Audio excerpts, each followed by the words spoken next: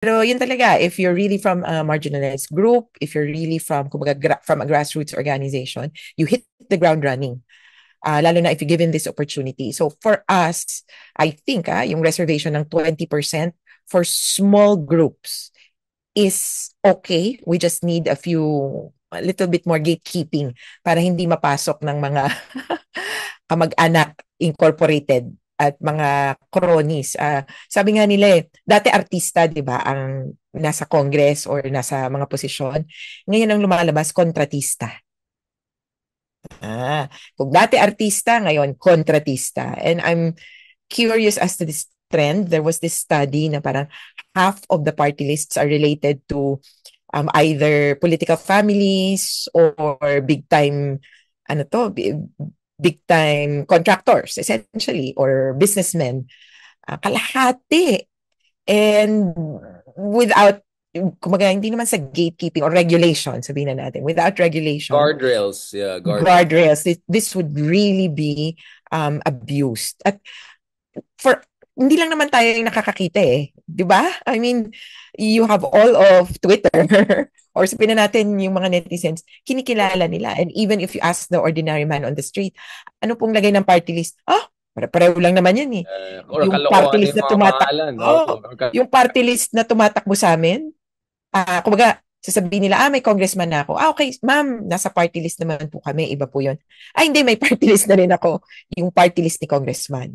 I've seen that yung district based na parang yung anak niya party list yung tatay district. I mean, talagang lantaran na talaga eh. I mean, it's the cheap backdoor way for some of these traditional politicians, right, to get into office, which just tells you how horrible. But in fairness, so basically to clarify, ang your legal understanding is basically grassroots. Anything that is grassroots, it doesn't have to be our traditional understanding yung talagang kawang kawawa or marginal. Yeah. It could be anything that is grassroots and non-major, non-mainstream party. So in that sense, it's expansive enough, but not so expansive na puro mga kontraktor at mga trapos ang mananalo, and that's where probably things are going wrong. But then again, there's also the Duterte youth. I don't know what marginalized group they're representing, but going back to the impeachment issue, kasi it will go back to Sara again. Babalik tayo. Then you see how I narrate the stories. Before we go to Sara in ICC, what is your read of the so far the discussion about the impeachment? Like Cheese is pushing it from I think June 2 to June 7. You're hearing different ideas. Some are saying dapat the rules are set before the next Congress comes in. Some are saying dapat hintayin yung next Congress. Some are saying pag hinintay next Congress, papasok yung mga Karen na pro Duterte, in not one, multiple. Like, what is your read of the mechanics and at the same time, emerging alignments and balance of forces to make sure na hindi Mickey Mouse trial ang mangyayari? Well, ako, ultimo, nagbibilangan ng boto. Ganun ang system. Kaya, doon nasa sangkalan yung, sige, i-delay na lang natin kasi, kumbaga, naghihintay, baka mapalitan ng senador, etc. So, nagbibilangan ng boto kung paano, kumbaga, makakonvict. Kasi, for them, it's a matter of political survival. Sabihin na natin, for the Marcos administration and the anti-Sara bloc, sabihin na natin, kasi as of now, it appears Sara will become president in 2028 at isa siyang bengatibong babae. Hell hath no fury like a woman scorned or Yari lahat. Yari lahat. sabi nga niya, yung ikinakatakot ko dun sa sinasabi niyang bloodbath, it's not pertaining per se to the impeachment kasi sabi namin, anong grabe naman yung bloodbath? It's the after the impeachment and looking forward even to 2028. So yung bloodbath na sinasabi niya, talagang culling of the herd. And it might include, in-explain ko nga, it might include physical, as in literal bloodbath, because we must remember that Sara Duterte is alleged, according to witnesses, to be part of or to have taken part in the Davao Death Squad. Nung sinabi niyang papapatay ko si Presidente, si asawa niya at saka si Romualdez, kung ako mamamatay, nakausap ko na yan, ganyan. There's some truth to that at matatakot ka because she knows people who will do that. She knows people who will do that for free for her. Kung yung ibang tao, may kilala ka ba? 30,000, 300,000, di ba? Yun yung kwento naman sa Barayuga murder case. Meron ka bang kilala? 300,000. O, sige, bayaran yan. Itong si Sarah, she knows people. Kaya ingat-ingat tayo. So anyway, itong parang atras abante sa impeachment, it's always with an eye on mananalo ba tayo? And with the dribbling that's happening and even the cue from the president na hindi naman talaga ako pro-impeachment, ayoko nga niyan eh. Mukhang mas pumapabor ngayon sa wag na lang ituloy kasi kumbaga, maraming masasangkalan dito. Kung hindi itutuloy, tingin naman namin, very personal interests na parang ganun lang, kayo lang, iniisip niyo yung survival niyo. Paano yung taong bayan? At lagi ko nga ini-insist, yung impeachment, in whatever scenario, if you look at it, it's an opportunity for accountability. Bihira yan na makakakita ka na may mai-impeach or may mapapanagot na mataas na opisyales. Remember that the vice president can only be removed or kumbaga quote-unquote punished but only by impeachment. At ito, kailangan mapakita natin na mali yung ginawa niya. Hindi yung okay na yung niamon na siya, gano'n. Maano naman siya later on or hayaan na nating let the people decide in 2028. No! Ayoko ng gano'n. Dapat hindi natin Yun nga, payagan yung dinadaan sa popularity contest Oo na. ng Sikat accountability. naman. So, kaya Kawawa nga, I naman. made, kaya again, with all due respect to our good friends, kaya yung survey na most trusted and then interesting na kung sinong walang trabaho at kung sinong literally work from Hague mode, yung pa yung mas mataas pang approval, diba? Parang the farther you are from an actual job, I'm not saying like BBM deserves to get 100% approval, but it's just weird that BBM who has an actual job has way lower rating than people who either have no real job since, well, anong ginagawa ni Sarah last time I checked, and Digong na totally out of the picture. But yun nga, ang worry ko is na weaponize yung mga ganitong survey ng mga interested parties to basically say, napakasikat ng mga Duterte, wag din ang galawin. Or, like, imagine the fury of 60% of Filipinos if you go after, or 50%, yung ganun. Like, kaya nga, did you see that the moment na BBM said reconciliation, right? Of course, the theory is he's just being Machiavellian, ano lang yan, fig leaf lang yan, behind the scenes. Maybe true, maybe not, right? But clearly, Jesus Cordero, Jingoy, they all came out, yeah, we welcome reconciliation. Basically, ang point nila is, huwag na natin ituloy yung trial, yung pala, reconciliation and all. Do you get what I'm saying? Like, obviously, all of these politicians are calculating it. Although, my read kasi of this situation is, it looks like it's very hard to get the numbers na, to block her from getting 9. Maybe but if the trial is not Mickey Mouse, meaning, who knows, maybe some money trail will be exposed, right? Or something like that. That could be very politically tricky for Sarah, right? It could be so politically tricky that she might even decide, let's just preemptively resign, or she might be not damaged to a sense na hindi na siya maging popular. I think if one thing we learned is there's a 20-30% of our population will forever be with the Dutertes, right?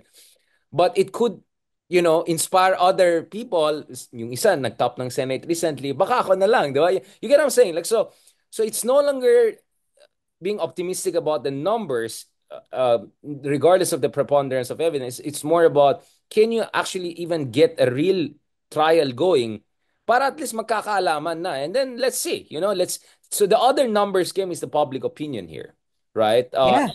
Diba? Numbers game din yun. It's not only the numbers because the senators also look at public opinion, right? That's what I'm saying. Kaya nga dapat ingat talaga tayo kasi surveys are being unfortunately weaponized. I mean, in fairness to Pulse Asia, their argument is that, we just had to put Duterte there because it's source of affective polarization. I completely understand that.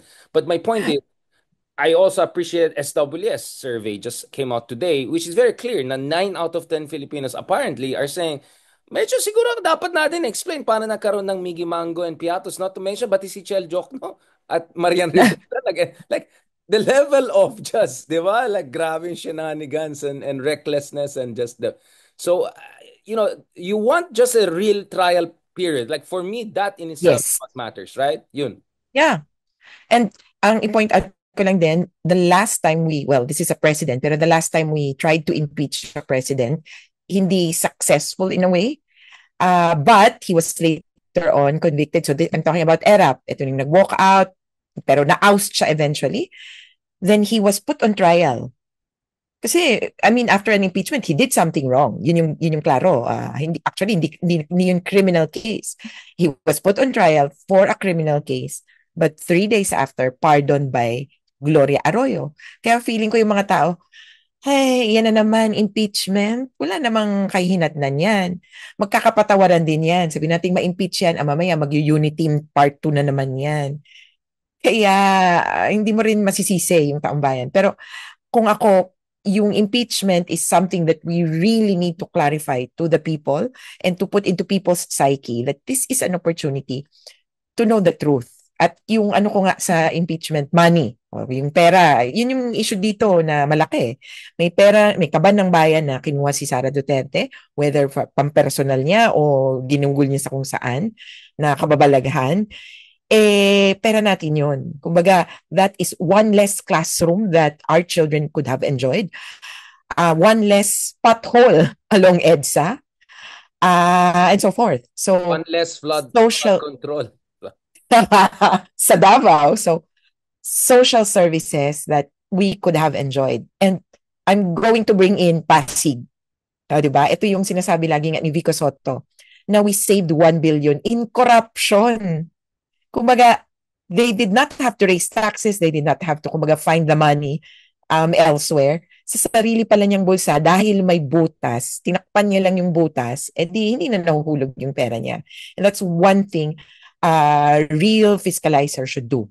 Alamin muna kung paano ba lumalabas yung pera sa'yo. At kung ito palulusutin natin, nako, papapalusot lang natin. Remember yung PDAF? Wala nang nakakaalala yung pork barrel scam ni Janet Napoles. Kasi sa kakabudots nung isa. Yun. Sabi Tapos ko, uy, ngayon ang dami kakasuhan ni pera. Budots yung mga Yung nang mga bumibigay sa kanya. masama daw sa kanya, parang balik mo kaya muna yung pera. So, nakalimutan na halos yun ng tao at malaking pera din yun. Kung ganun, was it just 10, 15 years ago? Or less than 10? 2012, 2013. Napoles, So, kay Janet so Napoles. 11, 12 years ago. Yeah, yeah, 13 years ago. 13 years ago, yeah. So, kung yun nakalimutan na natin, paano to? So, mauulit at mauulit muli. At yun yung isang importanteng bagay. Sabi ko nga ito, pag yung mga anak nyo, so kunyari may anak ka na paparusahan, hindi yung, okay lang yan, don't do it again next time, ha? Pag inulit-ulit, ano nang gagawin mo?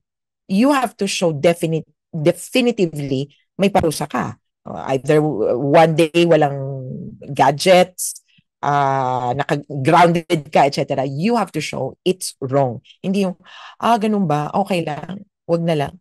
So, these politicians need to learn para hindi maulit yung mga pinagagagawa nila. Well, very important point you raise about cynicism of people. In fact, kaya nga sabi ko, yung mga tao, ibang tao, hindi nila na-appreciate yung role ng fiscalizer kasi ang daming hearings na nangyari sa kasaysayan, ang daming magaling na abogado, statesman, whatever. But nakita rin ng tao, walang naman napuntahan. Ang daming hearings dun sa Farmali, ano napuntahan. So, you can understand where's the cynicism coming from. Having said that, there's always the first, right? There's always this threshold Yeah. moment, critical, mass moment when things change. And let's not forget, Gen Zs are going to be the biggest voting bloc in the coming years. And so it looks like they're much more open to an alternative understanding. Kaya ang ganda ng performance ng maraming progressives in these elections, and I expect it will be even more interesting. So who knows? Maybe the Gen Z voters will care. But it's important you also mentioned case ni Erap, di ba? He had enough numbers to even block, I don't know, the envelope being open. But he was so politically damaged that even Angelo Reyes and the military just withdrew support from him. Tapos na usapan, di ba? So if people just focus on the legalistic part, which is really not legalistic, it's really just political numbers, they may forget that there's a bigger numbers game also, including, I mean, Erap had what, 90-80% approval rating. Next thing you know, he was just like what, single digits? I mean, I'm not saying, I mean, obviously the example of Erap, the Duterte studied that very carefully. You could always see it. Like they always made sure there'll not be an ETSA tres or fourth or whatever against them. But nevertheless, I think with Gen Zs, with the youth, I have a lot of hope that if they see na their future is being robbed away from them, that could have been our classroom. Yun sana ang scholarship ko sa ano. Visceral sa kanila yun eh. So I have a lot of confidence in our younger generation to really make the right choice if they see the preponderance of evidence here. Going back to this, I mean, let's just be honest, Attorney Conti, there is a credibility gap here, right? Because the presumed like the presumed, let's say, force behind this impeachment or whatever, come from a party that was also accused, right? Of, I remember when I posted kahapon about General Torre, like, or something like, no, BBM week daw. And then I put pictures of, ay, nahuli si ganyan, ganyan, ganyan. And then, sinong susunod, di ba? Biglang may nag-post na kaibigan natin, si Caranza yata, picture ni Imelda Marcos, di ba? Like, well, Oh, I cannot argue against that. It's like, you know what I'm saying? So kaya nga mahalaga yung gagawin nila Riza Ontiveros, yung mga independent, yung mga tao na may kredibilidad sa Senado na alam natin walang bahid na duda sa kanilang integridad. They have to do the heavy lifting here. Kasi if they push on this issue, alam natin na they're doing it really for the national interest and the rule of law. And I hope, it's also clear to people na, for instance, Leila de Lima being part of the prosecution team, this is not about payback time. This is about accountability, di ba? It's just that happened. yeah. Nagkataon lang, alam niya viscerally and personally yung mga krimen na nangyari. It doesn't mean na payback siya. So that's why I'm saying it's very important na yung issue na accountability ay hindi makakalimutan. I don't know. Kaya for me, I think it's too early to say kung game over na yan. I think it matters uh, not only what surveys say, it matters also that you get some basic things together. But anyway, we'll go back to impeachment later on because it's very speculative at this point in time. I'm just saying sa mga tao, kapit lang. You never know. Things would get Mhm. so interesting. As much as we want to be realistic with Mark Oleta and Aimee and all coming. But going back to Sara Duterte, what do you think it means for her to go to the ICC and Hague right now? Is it her consolidating her position as the heir apparent of her dad, something like that? Because if you're Bongo who got 27 million votes and you were a special assistant of Duterte, you could also see yourself as a future presidential, right? I cannot blame the guy if he thinks. I mean, why not, diba? So going back to this, what is this Sara going to the ICC? And you think dapat sumama si Bato sa kanya next time? Because I think Bato felt emboldened enough. I don't know if he was joking or not to say na baka pupunta pa siya sa Hague to pay respects to Tatay Digong. What is your read of that? Well, una, ang tingin ko, in terms of legal, maraming palitan ngayon ng ebidensya. And there's actually some requirements of the defense to produce documents. And kumbaga, initial legal arguments, they need to indicate if they intend to avail of any of the grounds for exclusion of criminal liability, yung sa article. Ano yung, parang affirmative defenses mo. Yeah, oo, nagpapatay ako, pero insane ako. Ganon. So, I think si Kaufman really needs help in putting together the context. And I hope, ang problema ko kasi kay Kaufman lang, is becoming more suave as a DDS. So his comments He's about the real becoming Harry prosecutor Roque. being He's in, basically the new Harry Roque. yeah, A being FAM edition. in Malacanang, parang grabe, sabi ko, wow, that was quick. Kaya when we're talking about before, about the parang Israeli machine, propaganda machine, he might be learning from both sides. At talagang, wow, I can imagine him speaking at this level na pandering to the audience.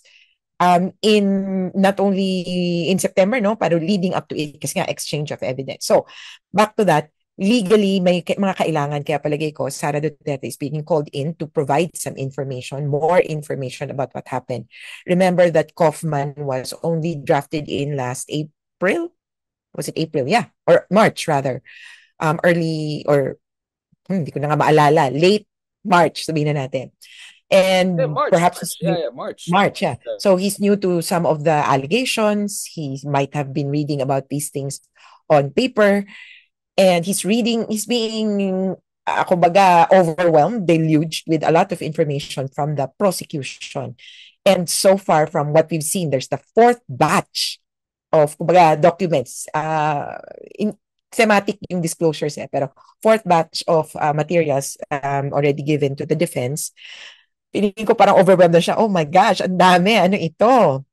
And Sarah could really help him figure out. Pero on the point of Harry Roque, and Bongo, actually, and even Bato de la Rosa, they would be the ones in a better position to do that. Kasi sila yung kadikit ng tatay niya at the time na presidente siya.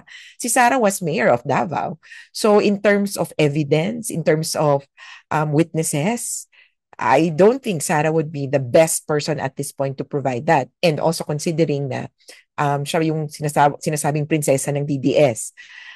Heir apparent not only sa political position but also heir apparent dun sa DDS. So may ganung parang Wait, kumbaga wait, wait. Parang I saw Bongo. what you did there. Are you trying to encourage Bato to go to The Hague to help Tatay Yes. Digong and maybe help ICC, maybe help, maybe. Yeah, actually, in one of my other interviews nga, they asked me if there was another example of a sitting official that kumbaga swore, did his oath while in detention, etc. So there's no example on all fours na talagang nakaupo ako.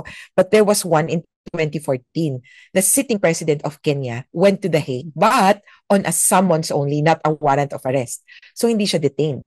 Pumunta siya doon, sabi niya, oh, ano ba itong nangyayari dito? Sige, initial appearance. Uwi siya ng Kenya kasi hindi nga siya under arrest.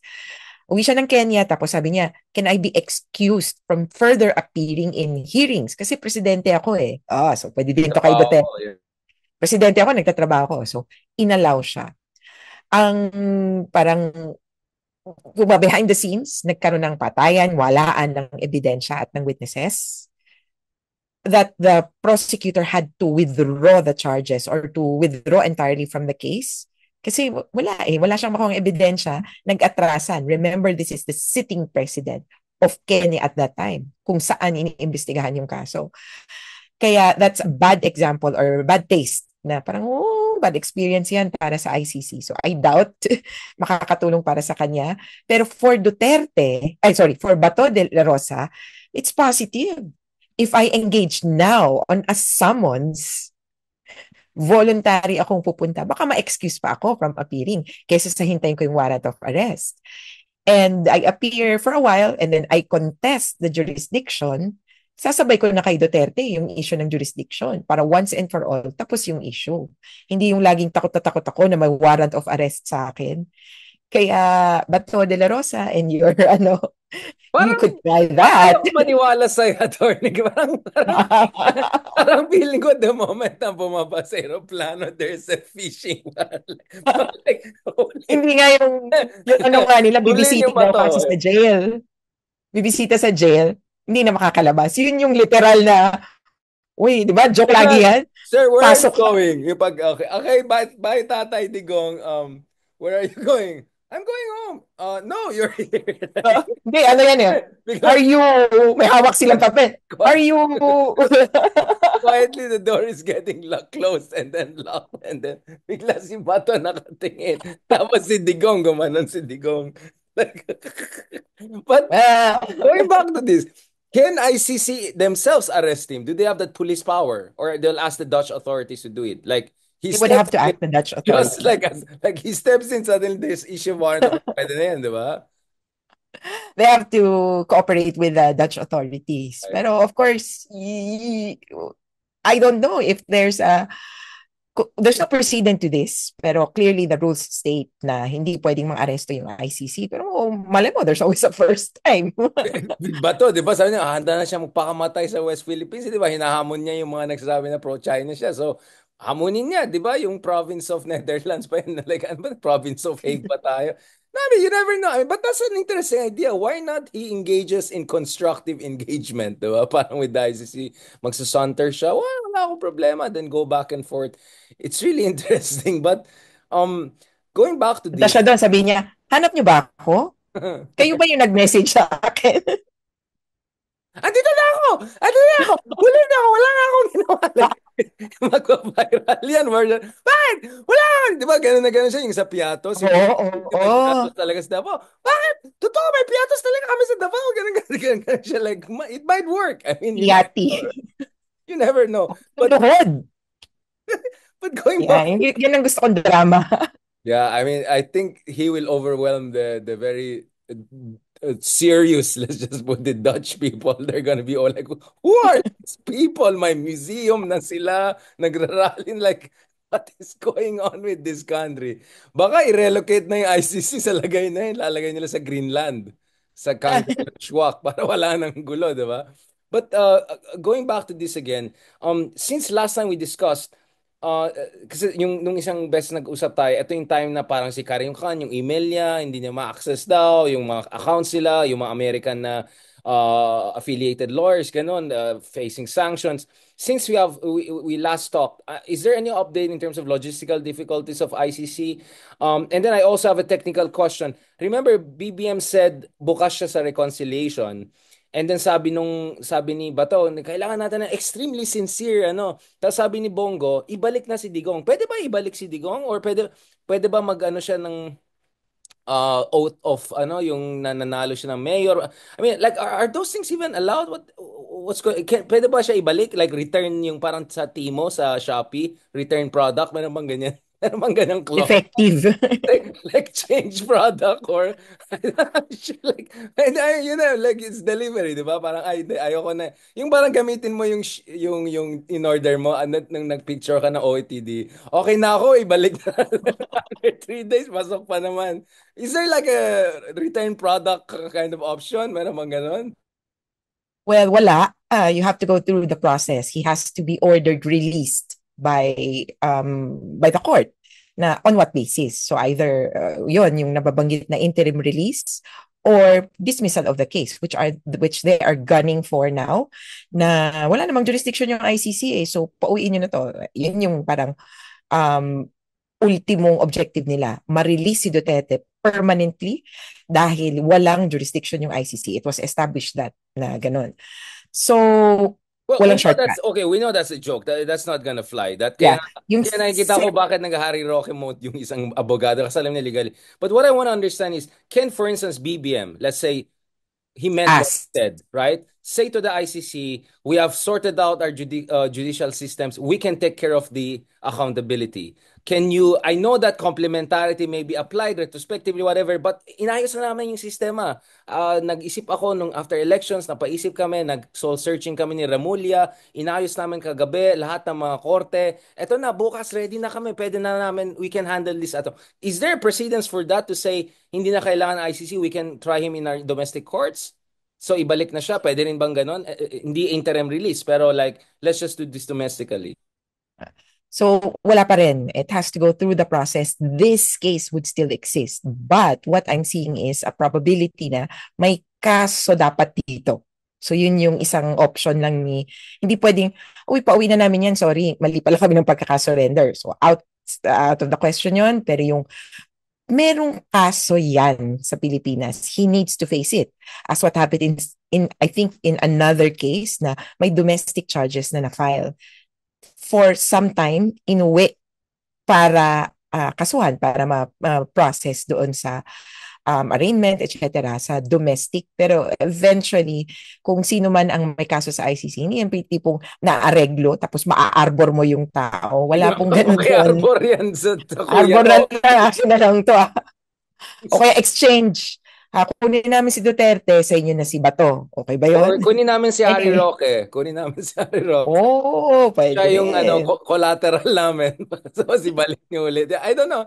No, I'm just saying like, does it even make sense to talk about returning Duterte to the Philippines? Like, again, without us giving too many good ideas to our friends, I'm just trying to figure out, is there any sound legal basis to even such demands or baka hanash lang nilang lahat yan? Because speaking of Marcos, the other day he made it clear na wala namang, parang gusto niya unconditional reconciliation, parang unconditional love, Yeah, wala daw conditions.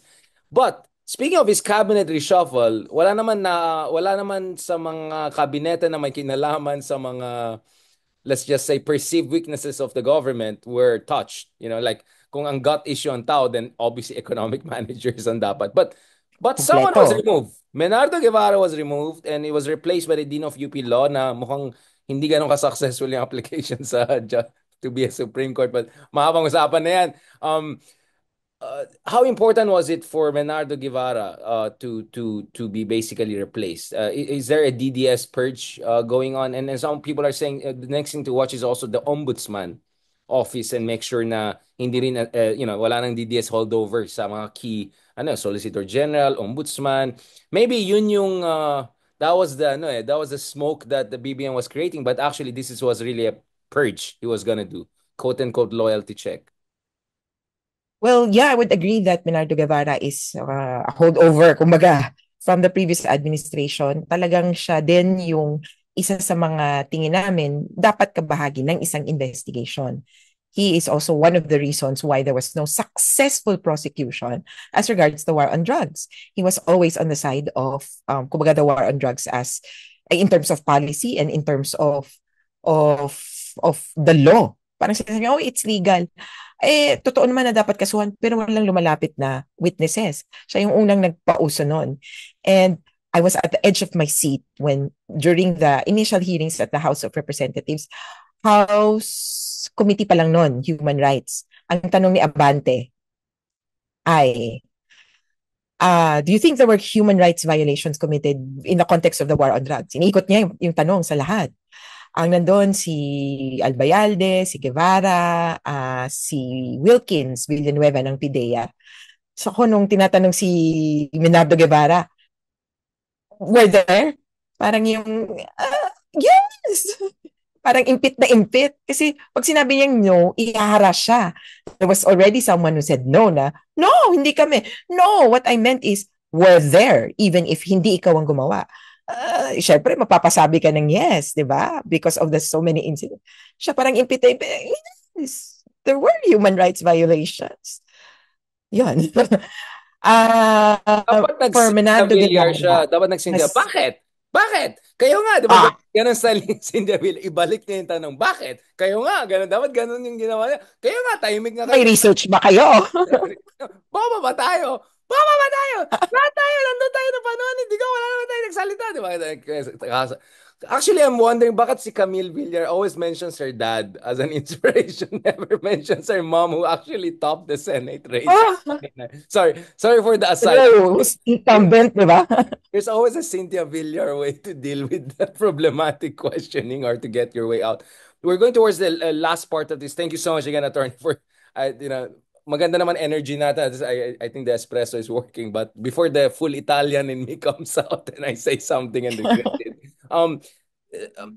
So, in terms of yung issue ng victims, all these logistical complications the other side was creating, are we seeing a resolution on that front in terms of yung pasaporte, ganon? Kasi hanggang ngayon, nakita ko, I don't know if you have seen some of my tweets, I was going back and forth with some DDS propagandists and they were saying, show me the names. Basically, yung taning biktima pa rin yung argument nila. And so parang, basically, they're very concerned with due process na parang unfair daw yung accusation kay Digong. So, since they discovered due process nung March, now they're very specific about it. Can we name names? Yung sinasabi natin 6,000, actually, PNP yung 6,000, 23,000 that's under investigation by 2018. Some would say 30,000. May pangalan ba sila? Is there a place where you can find the names of the victims of extrajudicial killings? Well, Five ba? O yung ganun. Well, una, sino ba dapat ang mag-maintain yan ng names? It has to be government kasi silang naman may alam, silang may access dun sa official records. How many people were killed in the war on drugs, etc.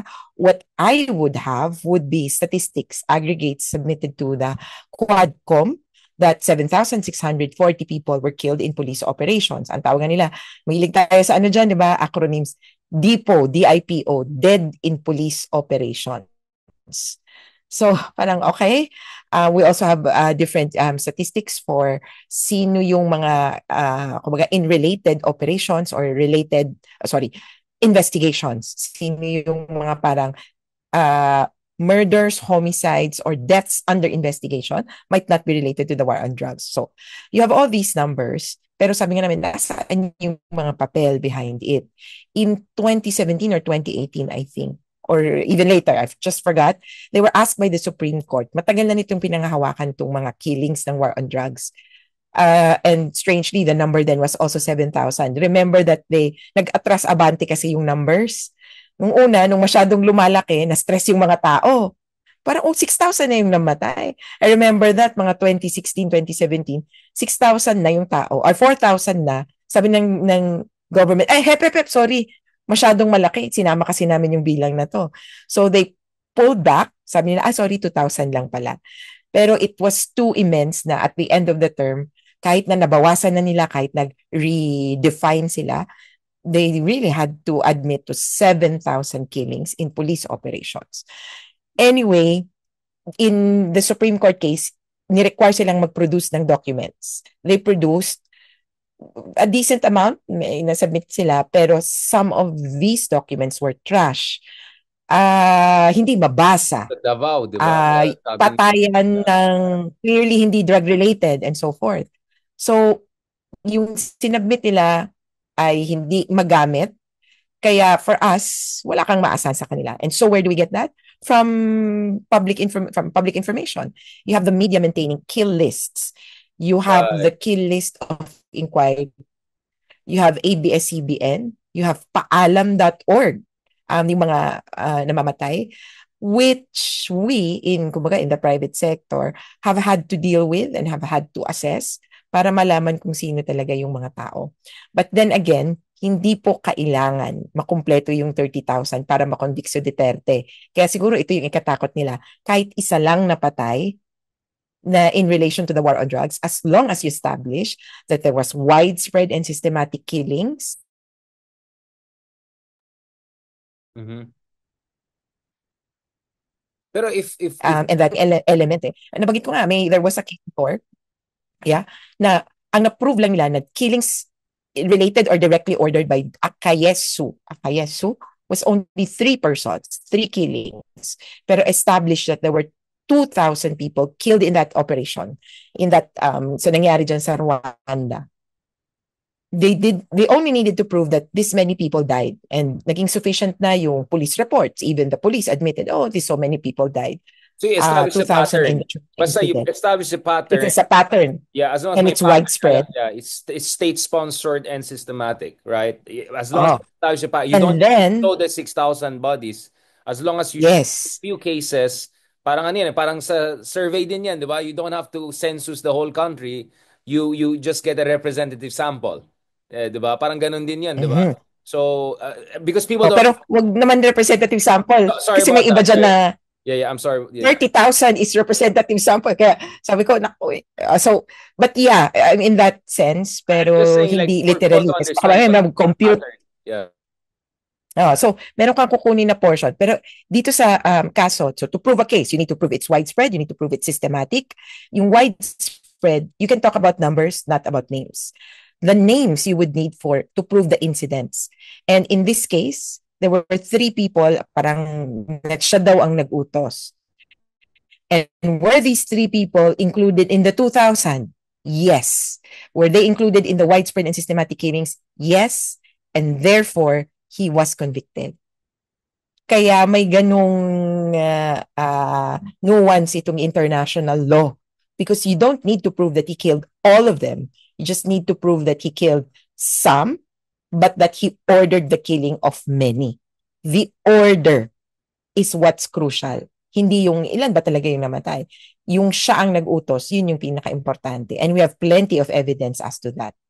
And hindi rin pwedeng excuse ng mga scalawags, isolated cases lang yan. Na like there were just some bad police doing bad things. Kawawa naman si Tate Digong, he's misunderstood, in-abuse yung kanyang good intentions. I also hear yung mga palusot na ganun eh.